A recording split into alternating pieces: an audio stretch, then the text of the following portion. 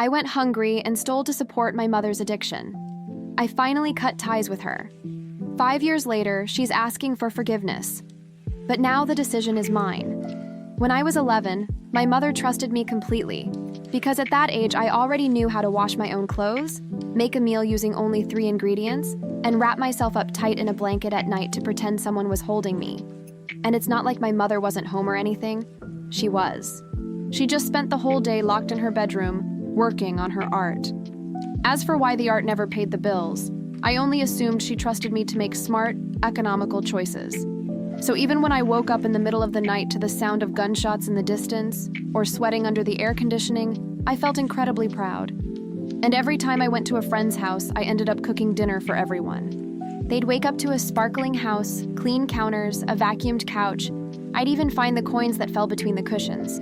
People always said things like, "Wow, your mom must be an amazing woman to have raised you so well." And I would smile wide. Yes, she's the best.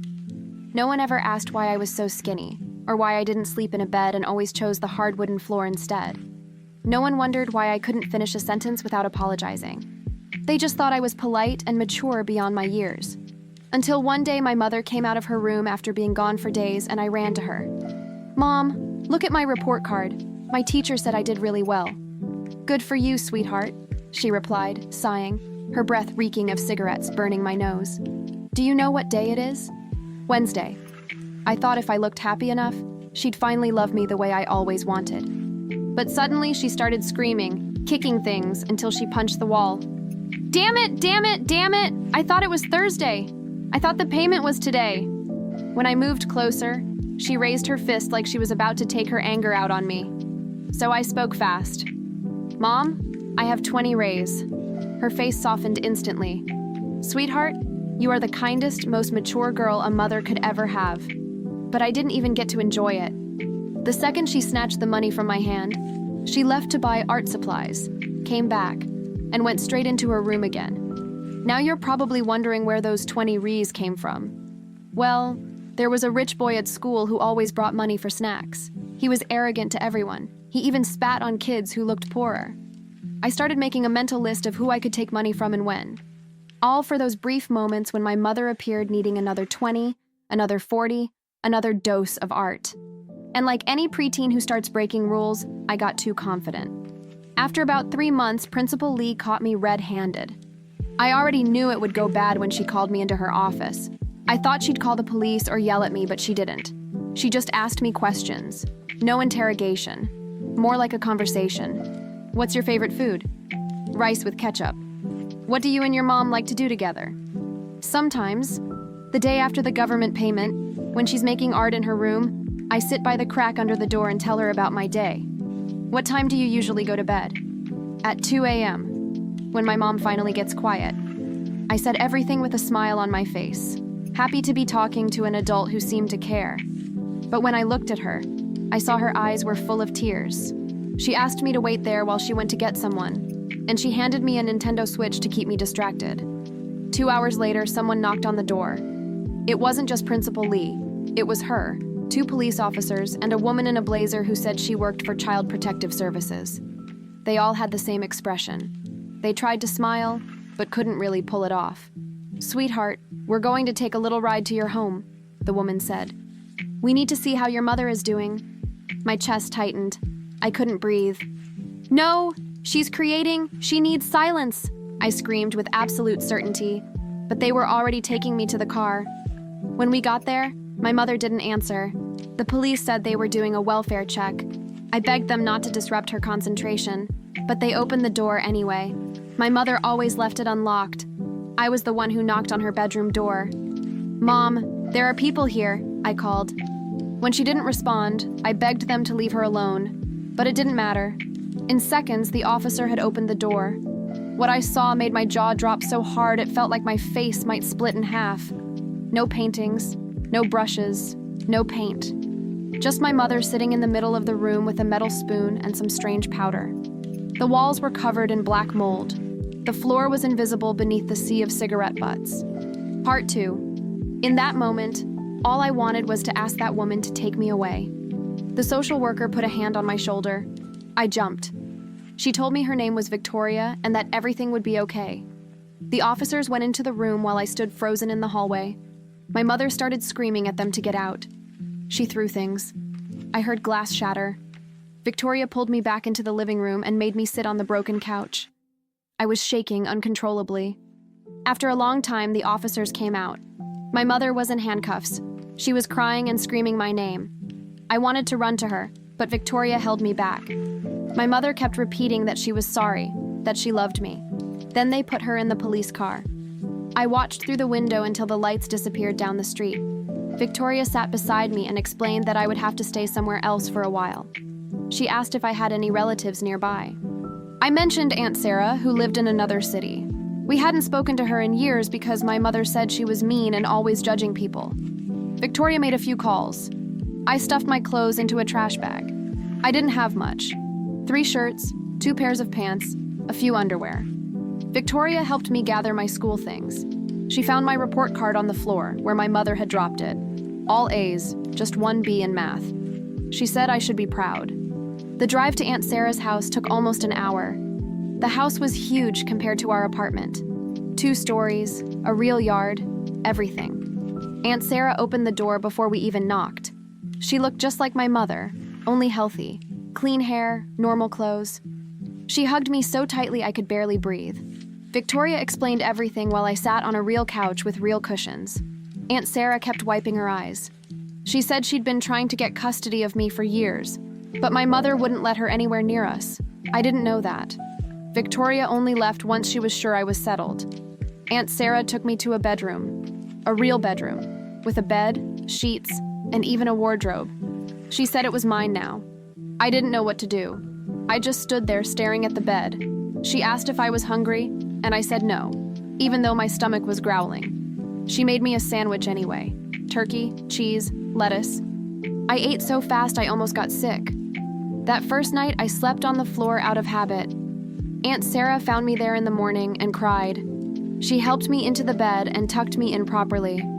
I stayed like that for 3 days straight, only getting up to use the bathroom. She brought me food and water, never forced me to talk. On the 4th day, I finally came downstairs. She was making pancakes. Real pancakes, made fresh, not frozen. She asked if I wanted to help, and I just nodded. We cooked in silence.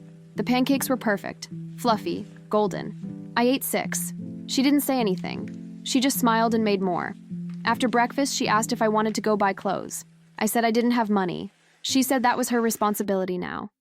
We went to Target, and she let me choose whatever I wanted. I kept checking the price tags until she told me to stop worrying about it. I picked new jeans, shirts that finally fit, a winter coat, and shoes without holes. She also bought real pajamas with a matching top and bottom. When we got home, she helped me put everything away in the closet. Then she sat on my bed and asked if I wanted to talk about my mom. I shook my head. She said that was okay, that we could talk when I was ready, or never if that's what I needed. But she told me something. My mother was sick and needed help, that it wasn't my fault, and that I never could have saved her. That I had already done everything a child could do, more than I ever should have had to. That's when I started to cry. Real crying. The kind where you can't breathe. With snot running down my face, Aunt Sarah held me while I sobbed. She didn't try to calm me down. She didn't say everything would be okay. She just let me cry until there was nothing left. School started 2 weeks later. Aunt Sarah drove me in her old car, a Honda Civic that smelled like vanilla and coffee. She walked me into the office and got everything sorted out. New emergency contact, new address, everything. The secretary kept giving me pity looks that made my skin crawl. Aunt Sarah hugged me tight and told me to have a good day. Her perfume was different from my mother's. Softer, cleaner. I was terrified.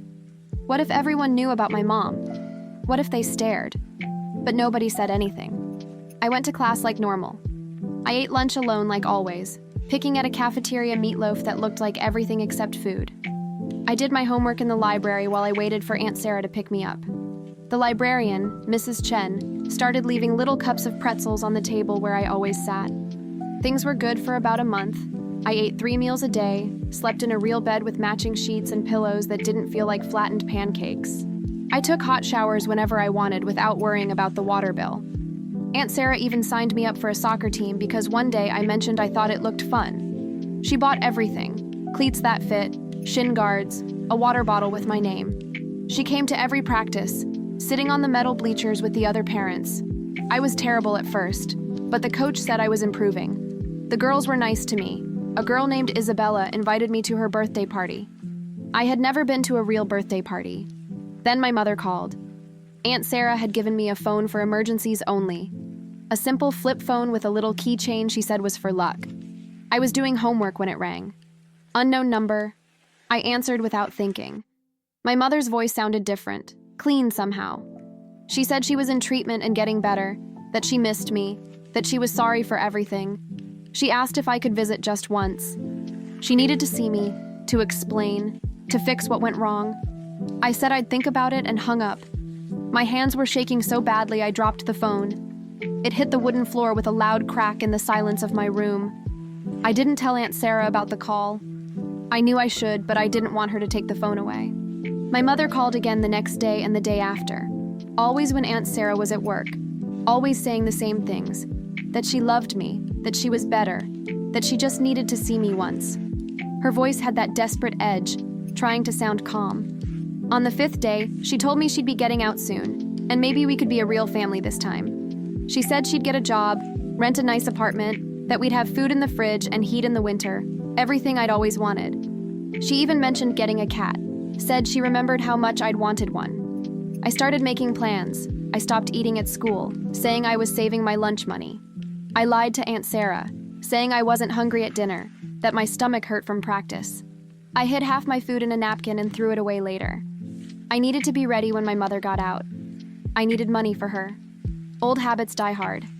Aunt Sarah noticed I was losing weight and made a doctor's appointment. The doctor said I was malnourished and needed to eat more. After that, Aunt Sarah watched me closely at every meal, making sure I finished everything. So I got creative.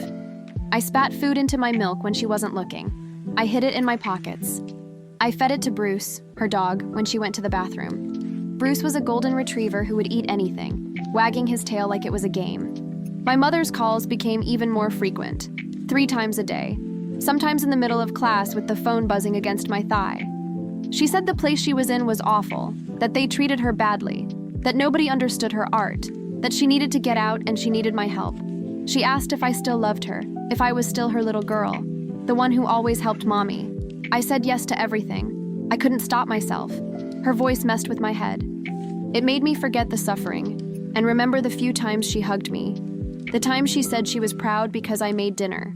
The time she let me sleep with her during a storm, her arms wrapped around me. For the first time, I felt protected. She told me the date she'd be released, October 15th, a Tuesday. She said she'd come get me and we'd run away together, start over somewhere new. Maybe California, where it's always warm, and I could see the ocean and I could go to school there. And she would quit for real this time. This time would be different. I believed her. Or maybe I just needed to. It's hard to tell the difference when you're 12 and desperate for your mother's love. I began packing in secret. I added clothes to my backpack little by little. My favorite jeans, the hoodie Aunt Sarah gave me, the softest thing I'd ever worn. I grabbed food from the pantry when she wasn't looking. Cookies, granola bars, anything that wouldn't spoil. I filled water bottles and hid them under my bed. I felt guilty, but also excited. My mother wanted me close. She was choosing me. After everything, she still wanted to be my mom. That had to mean something, right? The night before her release, I couldn't sleep. I kept checking my phone every 5 minutes, blue light washing over my face in the dark. She said she'd call as soon as she got out. She'd tell me where to meet her. I'd sneak out while Aunt Sarah was at work. I'd take a bus to wherever she was. We'd be together again, a real family. I had it all planned. I even wrote Aunt Sarah a note thanking her for everything. I told her not to worry about me, that I'd be fine. I rewrote that note about 10 times trying to find the right words. Morning came, and there was no call. I went to school like nothing was happening, my backpack heavy with hidden things. I checked my phone between every class. Nothing. At lunch, still nothing. Isabella asked me to sit with her and her friends. I said no. I was too distracted to talk. When Aunt Sarah picked me up, I was already panicking. What if something happened? What if they didn't let her out? What if she forgot me? I barely touched dinner. Chicken and rice, usually my favorite. Aunt Sarah asked if I felt sick. I said yes and went to bed early. I lay there staring at the phone, praying it would ring. It rang at midnight. I answered before the first ring finished, heart pounding. But it wasn't my mother. It was a man. His voice was rough, like he'd been smoking for years. He said he was a friend of hers, that she was staying at his place for a few days to get back on her feet. She needed money to buy a ticket and come get me. Just, can you get it somehow? I said I didn't have money. He got irritated. You're selfish. You don't want to see your mother? You don't love her? She talks about you all the time, about her perfect daughter who always helped her, and now won't help when she needs it most. I started crying. I said I'd try. He told me to meet him the next day at the Shell gas station near my school on Maple Street. Bring whatever I could, cash only, and don't tell anyone, or my mother would get into trouble. She could even be arrested. Was that what I wanted? My mother in jail? I said no and hung up. I spent the rest of the night trying to figure out how to get money. Aunt Sarah's purse was in the living room. She often had cash, but stealing from her was different than taking from kids at school. She'd been so good to me, given me everything. But my mother needed me, and I needed her. That morning, I took money from Aunt Sarah's wallet while she was in the shower. The bills were new, fresh from the ATM. I felt horrible the whole time. I almost put it back twice, but I kept thinking about my mother, about being a family again, about how she'd chosen me. I went to school with the money burning in my pocket. I couldn't focus on anything. I just watched the clock. During break, I went to the gas station. The man was there, just like he promised. Tall, thin, tattoos on his neck, something like a snake or a dragon. He took the money and counted it. He said it wasn't enough, that my mother needed at least 200. I said he'd told me 100. He said I had to get more by the next day, or my mother would be very disappointed. Then he left, climbing into an old truck, belching black smoke. I went back to school feeling worse than ever. The money was gone, and my mother still wasn't coming to get me. That night, I couldn't eat. Aunt Sarah touched my forehead and said I felt warm. She asked if I wanted to stay home the next day. I said no, too fast. She looked at me strangely, but didn't push. After she fell asleep, I went downstairs again. Every stair creaked and I froze, listening to see if she woke up. I found the emergency cash in the kitchen drawer, 20s. I took it all. I thought I'd need it for the man, and I'd still have some left to give my mother when she showed up. The next day, I met him again. I handed over the 200. He smiled and said my mother would be so happy, that she'd call me that night with the place and time to meet. I believed him because I had to. That night, Aunt Sarah made my favorite dinner, spaghetti and meatballs. Real, not from a can. She cooked all afternoon. The whole house smelled like garlic and tomatoes. I forced myself to eat so she wouldn't suspect anything. She talked about weekend plans, maybe the movies or the beach if the weather was good. She'd pack a picnic and Bruce could come too. I just smiled and nodded, feeling like the worst person in the world. She was planning a day out, and I was planning to disappear. After dinner, she hugged me tight and told me she loved me. I almost confessed right then. Almost, but I didn't. I hugged her back and went to my room. At 10 p.m., my phone rang. Unknown number again. But it wasn't my mother. It was the man. He said there was a problem. My mother had been arrested on old warrants. According to him, they needed money to post bail. $500. Could I get it? I said no. It was too much. He told me I didn't understand how serious it was. Without bail, she'd be stuck for months, maybe years. Is that what you want? Your mother rotting in jail because her daughter wouldn't help? I cried again. I said I'd try. He told me I had until the next night. After that, my mother would be on her own. I knew Aunt Sarah didn't have that kind of money just lying around. But I also knew she kept a jewelry box in her bedroom. Some pieces looked expensive. Maybe I could take one and pawn it. She had so many, maybe she wouldn't even notice one missing. At least not right away. And by then, I'd already be with my mother. We'd find a way to pay it back. My mother would get a job, like she promised. We'd save and buy Aunt Sarah new jewelry. Better jewelry. I waited until I heard Aunt Sarah snoring. I slipped into her room as quietly as I could. The jewelry box sat on her dresser, dark wood with tiny carved flowers on the lid. I opened it slowly. Necklaces, rings, bracelets. I grabbed a gold necklace that felt heavy. I figured gold had to be worth something. I was about to leave when I saw a photo clipped to the mirror. It was me and Aunt Sarah at my first soccer game, both of us smiling huge. I looked happy, really happy, happier than I'd ever been with my mother. I stood there staring at it, holding the necklace, thinking about everything. That's when Aunt Sarah woke up and saw me there, her necklace in my hand. I thought she would scream, call me a thief, throw me out. But she didn't. She just looked sad and asked me to sit down. I sat on her bed, still holding the necklace. She asked if I needed money for something. I fell apart. I cried and told her everything. The calls from my mother, the man, the money I'd already taken, the supposed bail. It all spilled out at once. She listened without interrupting. When I finished, she asked for my phone. I handed it to her. She checked the calls, then hugged me and told me none of it was my fault. That my mother was sick and using me. That the man was probably her dealer. There was no bail, no arrest. Just lies to get money to feed the addiction. I wanted to argue. I wanted to say she was wrong, that my mother loved me, that she needed me.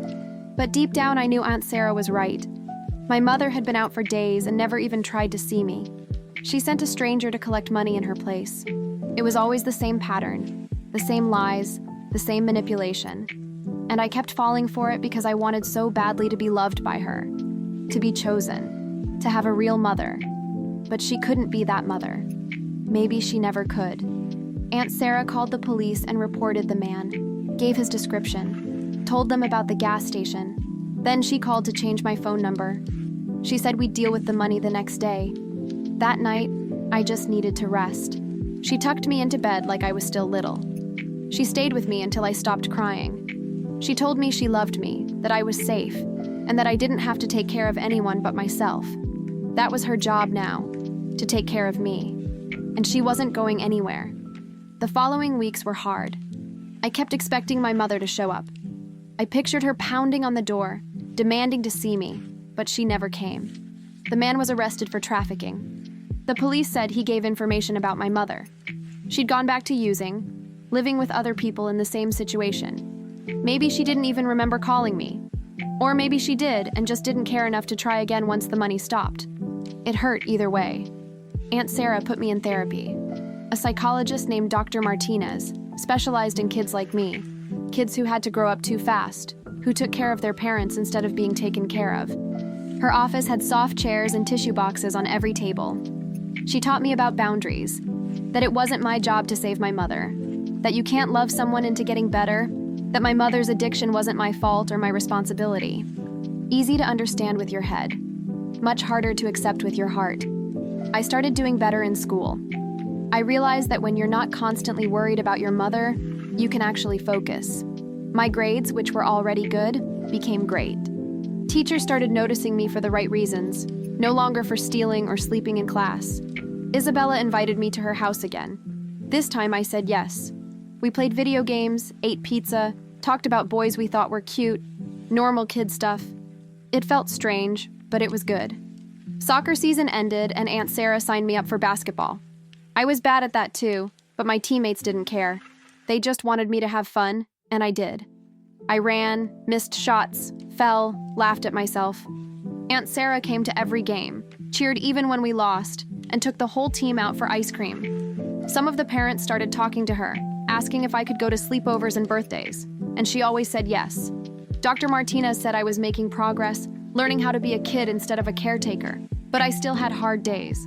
Days when I missed my mother so much it hurt physically. Days when I only remembered the good and forgot the bad. Days when I wondered if I gave up too easily, if I should have tried more, done more, been better. Dr. Martinez said those feelings were normal, that they would probably never disappear completely, but they would become easier to handle, little by little. One day, Aunt Sarah asked if I wanted to visit my mother. She was in a real rehab clinic this time. She'd been clean for 60 days. Her therapist thought seeing me might help her recovery, but only if I wanted to. No pressure. I thought about it for a week. I changed my mind 10 times. In the end, I decided to go. I needed to see with my own eyes if it was real this time, or just another lie. The clinic was nice, clean, bright, full of windows, not what I expected. My mother was waiting in the visiting room. She looked different, healthy. Her skin was clear, her hair was washed. She'd gained weight and looked good with it. When she saw me, she started crying. So did I. We hugged for a long time. She smelled like soap, not cigarettes. She felt solid, not fragile. When we sat down, she held my hands and apologized for everything. She said she'd understand if I hated her, that she'd been a terrible mother, that she put me through things no child should ever go through, that she was so sorry. I told her I didn't hate her, that I loved her. I always had, especially when things were bad. She cried even harder. She said she didn't deserve my love, but she was grateful for it. She said she was trying to change for real, going to meetings, taking medication, learning to deal with problems without drowning in addiction. She wanted to be the mother I deserved, even if it took years, even if I never trusted her again. She wanted to try. We talked for an hour about school, soccer, Aunt Sarah. She said she was happy I was with Sarah, that her sister was a good person, better than she ever was, that what mattered was that I was safe and loved, and that's what she wanted most for me. When it was time to leave, we hugged again. She said she loved me, she always would, and she'd call when the clinic allowed, send letters, whatever I felt comfortable receiving, no pressure. My recovery came first. She would wait as long as it took. Aunt Sarah drove me home in silence. She let me process it in my own time. When we got home, she made hot chocolate and we sat on the couch. I told her everything, how my mother looked different, how she apologized, how she said she wanted to change for real. Aunt Sarah listened and nodded. She said she hoped it was true, that my mother stayed strong, but that we'd take it one day at a time. No expectations, no pressure, just seeing what the future brought. My mother called once a week, like she promised. We talked about light things, school, friends, books. She told me about her recovery steps, a job training course, the apartment she hoped to get after leaving the clinic. Small, normal things that gave me hope. But I kept that hope protected. Small, careful. I didn't let it grow too fast. Months passed like that. The calls came every Sunday at 3 p.m. My mother stayed clean, left the clinic, and moved into a supervised recovery house. She got a job at a grocery store, stocking shelves. She sent photos of her little room, just a bed and a dresser, but she was proud. She said it was the first place she'd paid for with her own money in years. I pinned the photos on my bulletin board next to my soccer team picture. Then one day she asked if we could meet for lunch. Just the two of us, somewhere public. Aunt Sarah could drop me off and pick me up, no pressure. I thought about it for 3 days. I asked Dr. Martinez what she thought. She said the decision was mine, but I should trust my instincts. And my instincts were scared, but also curious. So I said yes. We met at a Denny's near the recovery house where she lived. She was already there drinking coffee, visibly nervous. She stood up when she saw me. We hugged, awkwardly. We sat down and stared at the menu in silence. The waitress came by twice before we ordered. In the end, I got pancakes. She got a salad. We talked about the weather, about the start of basketball season, about her job. Then she pulled an envelope from her purse. Inside was $240, the money I had stolen to give her friend. She said she'd saved up to pay it back. She wanted to give it to Aunt Sarah, but she thought I should be the one to do it, that it was part of making things right. I stared at the money. I remembered the day I stole it, the fear, the desperation. She apologized for putting me in that situation, for making me believe it was my responsibility to take care of her, for being the kind of mother who forces her own child to steal just to survive. I told her Aunt Sarah didn't care about the money, that she forgave me right away. My mother nodded and said Sarah had always been like that, even when they were kids. Then she told me stories about their childhood, how Aunt Sarah always took care of her, always tried to help when things got bad. But my mother was too proud, too stubborn. She pushed her sister away. She chose addiction over family, and she regretted it every day. When lunch was over, she walked me outside to wait for Aunt Sarah. She asked if we could do it again, maybe once a month. I said I'd think about it. She said that was fair, more than fair. When Aunt Sarah pulled up, my mother waved, but didn't approach the car. I got in and we drove away. I watched in the rearview mirror until she disappeared around the corner. That night, I gave the money to Aunt Sarah. She tried to refuse, but I insisted. I told her it mattered to me. She tucked it into her wallet, and that was that. No drama, no scene. Case closed. We made tacos for dinner and watched a movie.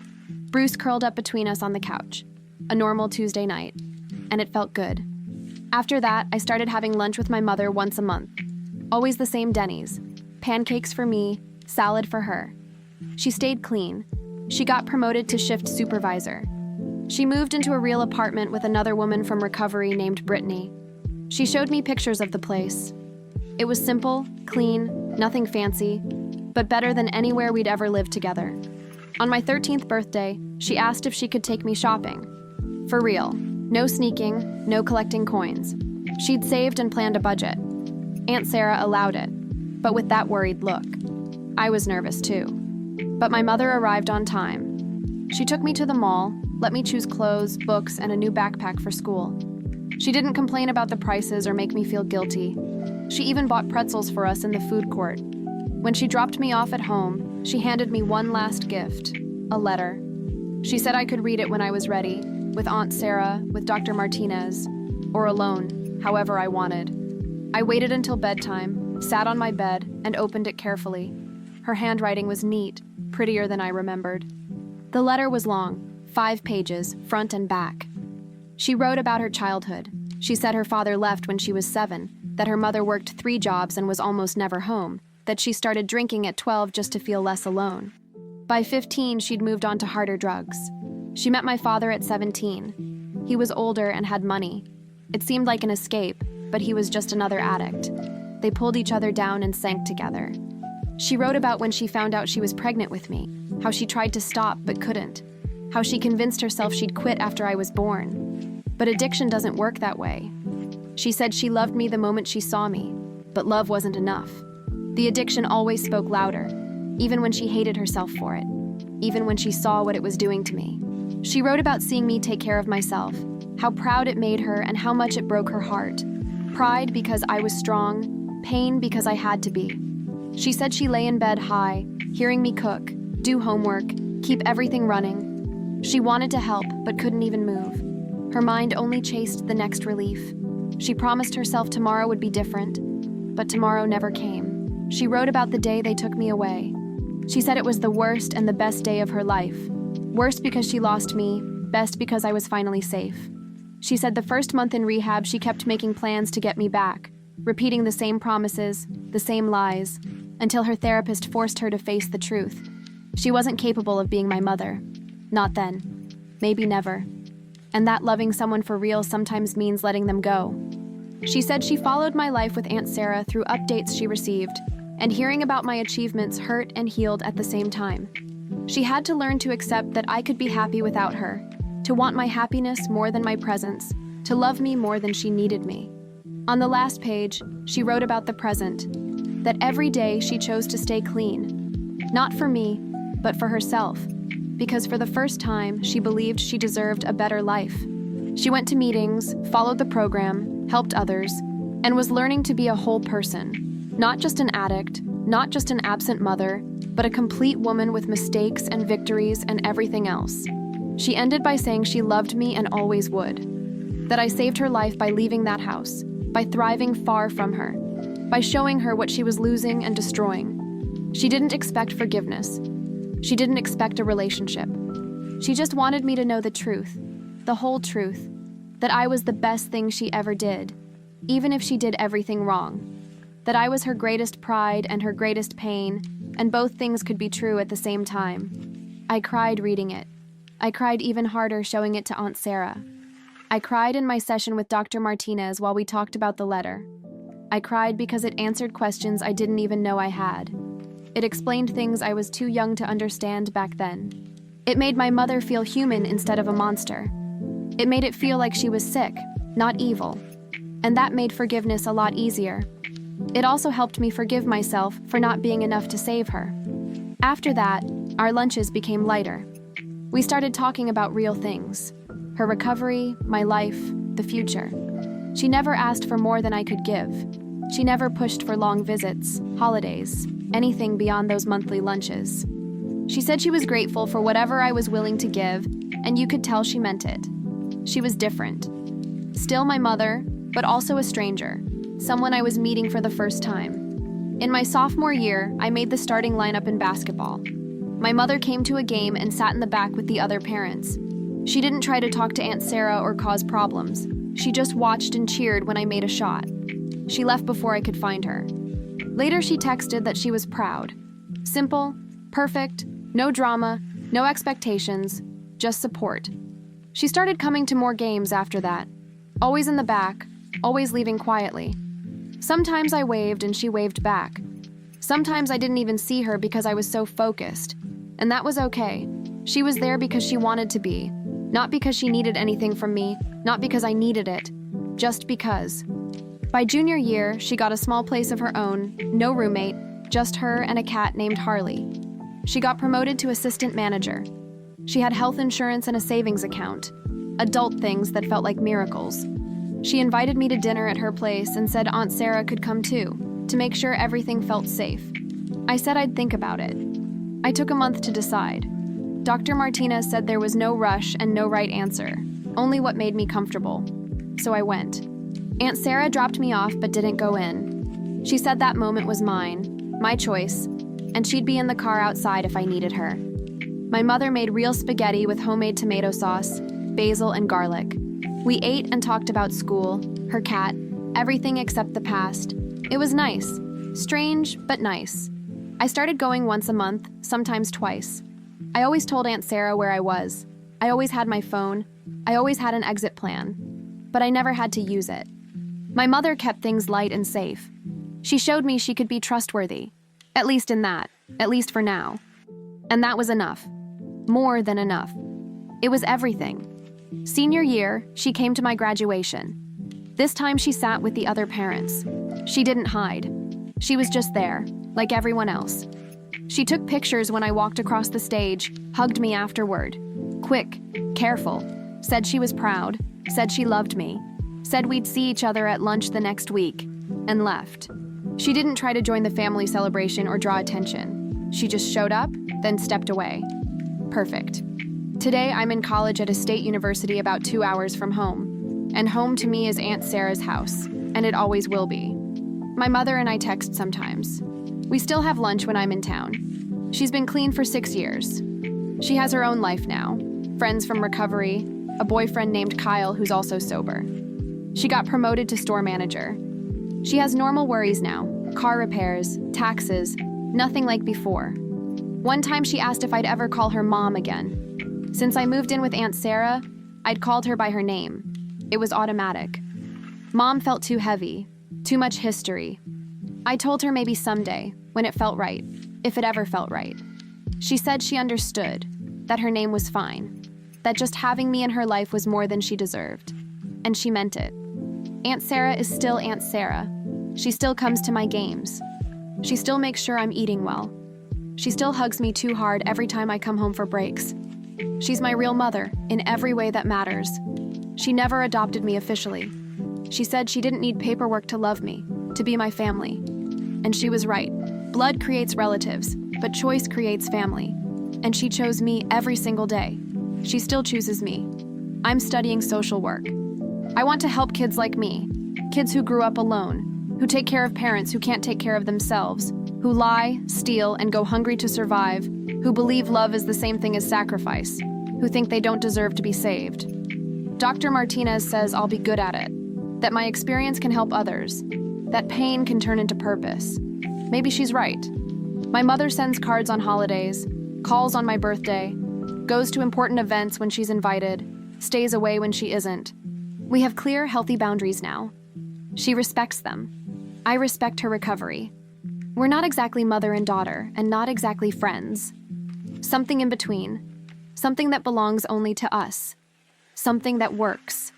Sometimes I think about that 11-year-old girl who ate rice with ketchup, slept on the floor, stole to survive, thinking all of it was normal, thinking it was love. And in a way, it was. She was loved. Just not in the way she needed, not in the way she deserved. But she survived. She got out. She had Aunt Sarah and Dr. Martinez. She had teammates and friends. She had a life, a real life, a good life. And sometimes when her mother calls just to say hi, just to hear her voice, just to exist in the same space for a few minutes. She remembers that love is complicated, that people can be sick and still love you, that you can love them back without losing yourself, that forgiving doesn't mean forgetting, that moving forward doesn't mean going backward. That family is what we build, who we choose, who chooses to stay, who shows up. So that's it. That's my story. A girl who raised herself, a mother who chose addiction, an aunt who chose to love me. It's not exactly a fairy tale, and it's not endless drama. It's just the truth, just life. What happened? What's happening? What might still happen? One day at a time, one choice at a time, one lunch at a time. If you enjoyed this story, please support our channel, follow us, like the video, and turn on notifications to hear more amazing stories like this one.